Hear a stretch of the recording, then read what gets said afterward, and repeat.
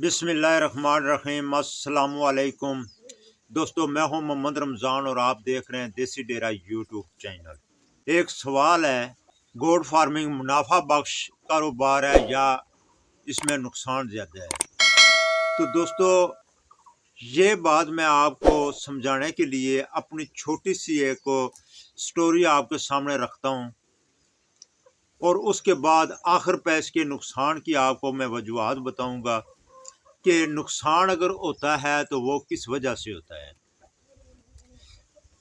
तो मैं अपनी अगर आपको मिसाल दूँ ना, तो ये देख सकते हैं कि ये जितने भी जानवर हैं, मैं अकेला आदमी हूँ, उसने ये संभाले हुए हैं।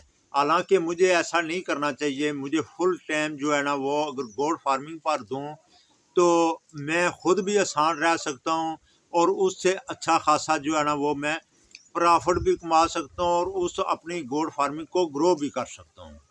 लेकिन क्या है कि ये जानवर जो है ना वो पहले से घर में मौजूद थे। अभी जो है ना वो जब ज़रूरत पड़ती है तो कोई कट्टा बछड़ा जो है ना वो ज़रूरत के वक्त जो है ना वो सेल कर देते हैं।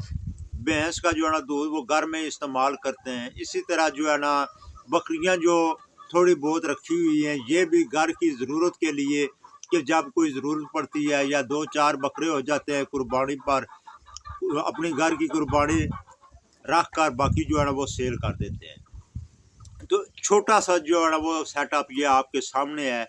इसमें अभी अगर मैं आपको बताऊं कि नुकसान नहीं होता है, नुकसान ज़रूर होता है, लेकिन उस नुकसान की कुछ वजूहत होती हैं।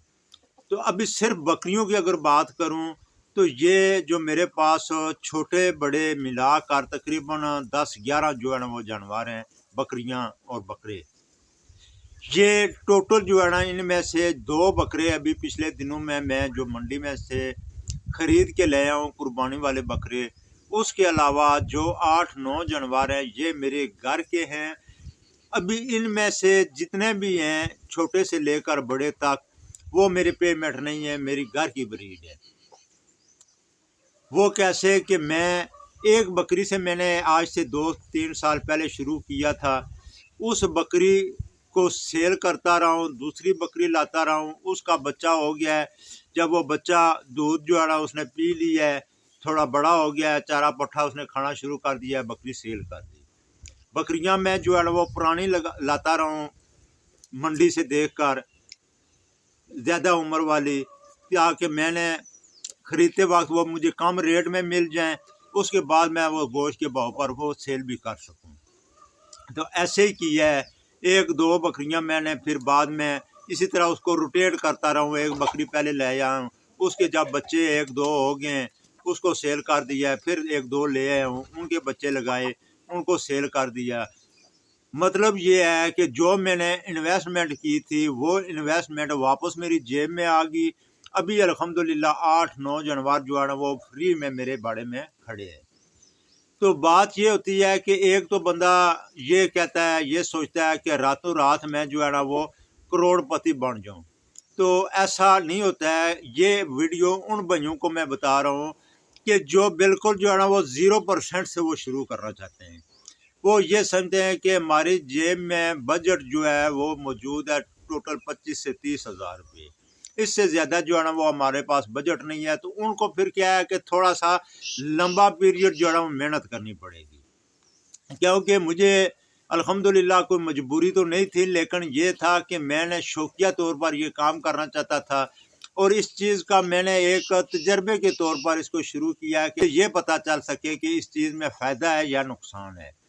अभी जितने की बकरी मैंने मंडी से लाई है उससे एक कदा बच्चा, बेशक वो फीमेल हो या मेल हो, वो जब मेरे पास आ गया तो मैंने उसी भाव में उसी रेट पर जो है ना उसको दोबारा सेल कर दिया है। वो दोबारा जो है मैंने वो इन्वेस्टमेंट जो की थी वो वापस मेरी जेब में आ गई है। तो बात करने का मकसद ये है कि आप इस तरह का तरीक़ाकार अख्तियार करें जो मेरे भाई जो है ना वो ज़्यादा पैसा इन्वेस्ट नहीं कर सकते हैं। तो बात फ़ायदे और नुकसान की कर रहे थे कि फ़ायदा है तभी तो आज जो है अल्हम्दुलिल्लाह 3 साल के बाद जो मैंने इन्वेस्टमेंट की थी वो भी मुझे वापस हासिल हो चुकी है اور 8-9 جانور جو ہے نا وہ فری میرے باڑے میں بھی کھڑے ہیں، اور اس کے علاوہ ان میں سے جو میں نے ہر سال قربانی پر سیل کیے ہیں وہ ان سے الگ ہیں، ان میں سے، اور اس کے علاوہ جو ہے 1-2 جانور میرے ایکسپائر ہوئے ہیں وہ بھی جو ہے نا انہی میں سے ہوئے ہیں۔ تو اس سے پتہ یہ چلا ہے کہ بے شک کم انویسٹمنٹ سے شروع کیا ہے لیکن کہاں فائدے والا ہے۔ اگر ایک بندہ وہ پراپر اس کو گوڈ فارمنگ سمجھتا ہوں، کہ میں نے آپ کو پہلے بتا چکا ہوں کہ میرے پاس اور جانور بھی ہیں، میں ان کو بھی ٹائم دیتا ہوں، ان کے چارے پٹھے کا بھی انتظام کرتا ہوں۔ ابھی ہمارے علاقے میں بالکل پٹھے ختم ہو چکے ہیں، پیمنٹ ہر چیز لے کر ان کو ڈال رہا ہوں۔ لیکن اگر ٹوٹلی بندہ گوڈ فارمنگ کو ٹائم دے تو میں کہتا ہوں کہ اس میں نقصان نہیں ہے، اس میں فائدہ ہی فائدہ ہے۔ اس میں دیکھیں کہ اگر آپ کے پاس پیسہ اتنا موجود ہے، آپ ٹوٹل 10 بکریوں سے شروع کرتے ہیں، وہ 10 بکریاں جو ہے نا وہ ایز اے فیکٹری آپ کا کام کریں گی، ان سے آپ جو ہے نا وہ بچے حاصل کریں، سال کے بعد وہ بچے آپ سیل کر دیں، جو پٹھے ہیں وہ ان بکریوں کے ساتھ ملا دیں اگر آپ اس کو فارمنگ کو بڑھانا چاہتے ہیں۔ تو اس میں برکت بھی ہے اور پرافٹ بھی ہے۔ تو اس سے ظاہر ہوا ہے کہ اس میں گوڈ فارمنگ میں فائدہ ہے، نقصان نہیں ہے۔ ابھی آتے ہیں نقصان کی طرف، کہ جن بھائیوں کا یہ کہنا ہے کہ اس میں بہت زیادہ نقصان ہے اور اس میں فائدہ نہیں ہے، تو ان کو میں بتاتا ہوں کہ نقصان کی وجوہات کیا ہیں۔ نقصان کی وجوہات صرف آدمی کی اپنی غفلت ہوتی ہے، اپنی سستی ہوتی ہے۔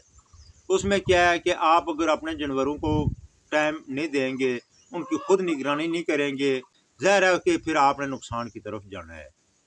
تو اس میں خیال رکھنے والی باتیں کون سی ہوتی ہیں جن میں عموماً بے احتیاطی برتی جاتی ہے؟ اس میں یہ ہوتا ہے کہ ابھی بکریاں تو آپ نے لے لی ہیں، لیکن آپ کو پرافٹ اس کے بچے ہیں۔ جب بچوں کی پیدائش کے وقت، ان کی ڈلیوری کے وقت آپ ان کے سر پر نہیں کھڑے ہوں گے، ان کا خیال نہیں رکھیں گے اور ان کو اچھی کیئر نہیں کریں گے، تو ظاہر ہے انہوں نے ایکسپائر ہونا ہے بچوں نے۔ تو اصل پرافٹ جو ہے نا وہ بچے ہیں۔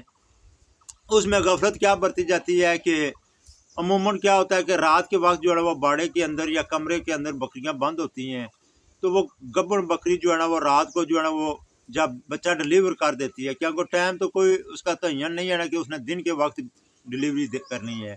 رات کے وقت جب وہ بچے کیا ہوتا ہے کہ ماں کے نیچے، کیونکہ بچہ جب پیدا ہوتا ہے بالکل نومولود بچہ، تو اس کو آج کل سردی کا موسم ہے تو سردی لگتی ہے کہ اس کے ساتھ جو ہے نا وہ جالے وغیرہ لگے ہوتے ہیں، ان کی جب ٹائم پر اسی وقت صفائی نہیں کی جاتی ہے، ٹھنڈ کی وجہ سے وہ بچے ادھر ہی رات کو مر جاتے ہیں۔ پہلی غفلت یہ ہے کہ جو بندہ بکریوں سے فائدہ اٹھانا چاہے، رات کے وقت یقین کریں کہ جو گبن بکریاں ہوتی ہیں اور ڈلیوری کے نزدیک ہوتی ہیں، رات کو 4 دفعہ اٹھ کر ان کو دیکھنا پڑتا ہے۔ تو ہر بندہ یہ چیز نہیں کرتا ہے، اور کیا ہوتا ہے کہ وہ بچے جب اس کے ایکسپائر ہونا شروع ہو جاتے ہیں سردی کی وجہ سے، تو وہ بندہ لاس میں جاتا ہے بجائے فائدے کے۔ دوسرے نمبر پر کیا ہوتا ہے کہ بکری میں کوئی بیماری کا آ جانا۔ جب بیماری آ جاتی ہے، کچھ بیماریاں ایسی ہوتی ہیں کہ جو ایک بکری کو لگتی ہے تو پھر اس سے دوسری کو، مطلب جس کو چھوت کی بیماری کہتے ہیں۔ تو خدا نخواستہ کسی کے گھر میں، کسی کے باڑے پر، ڈیرے پر ایک بکری کو کوئی بیماری لگ جاتی ہے، تو اس کا جو ہے نا بندہ خود اگر نگرانی نہیں کر رہا ہے تو اس کو کبھی نہیں پتہ چلے گا۔ بے شک آپ نے 4 ملازم بھی رکھے ہوئے ہیں نا، تو اس کی جگہ آپ اکیلے کافی ہیں، اگر کیونکہ آپ نے فکر کرنی ہے، آپ نے نگرانی کرنی ہے، لیکن ملازموں نے صرف جو ہے نا وہ ان کو جو ہے نا پیٹ بھرنا ہے۔ تو باقی جو ہے نا یہ بیماریاں جو ہے نا وہ آپ نے آبزرو کرنی ہے ٹائم سے پہلے۔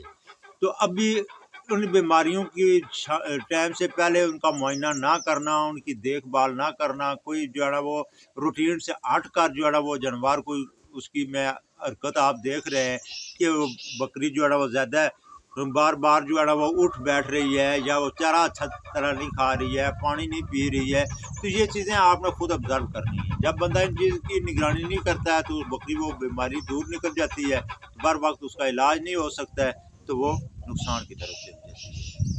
اور سب سے بڑا پوائنٹ ہے کہ بکریوں کی رہائش اور خوراک کا اچھا بندوبست نہ ہونا۔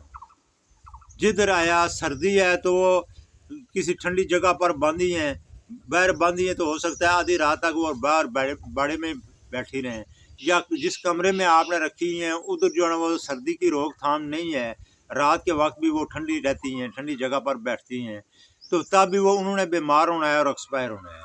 اور دوسرے نمبر پر جب ان کو خوراک اچھی نہیں ملے گی تو خوراک اچھی نہ ملنے کی وجہ سے ایک تو ان کا جو ہے نا وہ جو بھوک ہے وہ پوری نہیں ہو سکتی ہے، وہ پیٹ بھر کر نہیں کھائیں گی تو ظاہر ہے انہوں نے کمزور ہونا ہے، جب کمزور ہونا ہے تو کمزوری آخر ان کو جو ہے نا وہ بیماری کی طرف لے جائے گی۔ آخر جو ہے نا کیا ہوتا ہے کہ اچھا خاصا جانور جو ہے نا وہ آپ کمزور کر کے کوڑیوں کے بہاؤ وہ فروخت کر دیں گے، تو آپ یہ سمجھیں گے، یہ گلے شکوے کریں گے کہ بکری میں فائدہ نہیں ہے۔ تو اس لیے یہ ان 4 پوائنٹ ہوتے ہیں جو ان کی نقصان کی وجوہات بنتے ہیں۔ ایک، ان کو پیٹ بھر کر کھانا نہ کھلانا، ان کو اچھی رہائش مہیا نہ کرنا، ان کے بچوں کا ڈلیوری کے وقت احتیاط نہ کرنا، ان کی بیماری کا بر وقت آبزرو نہ کرنا، تو اس کا بر وقت علاج نہ ہو سکنا، یہ جو 3-4 پوائنٹ ایسے ہیں کہ جو نقصان کی طرف لے جاتے ہیں۔ اگر ان چیزوں کی، کیونکہ یہ چیزیں ہوتی ہیں ان کے ساتھ محنت کرنی پڑتی ہے، تھوڑا ٹائم دینا پڑتا ہے۔ تو امید کرتا ہوں کہ ویڈیو آپ کو پسند آئی ہوگی۔ ویڈیو پسند آئی ہے تو اس کو لائک اور شیئر کر دیں۔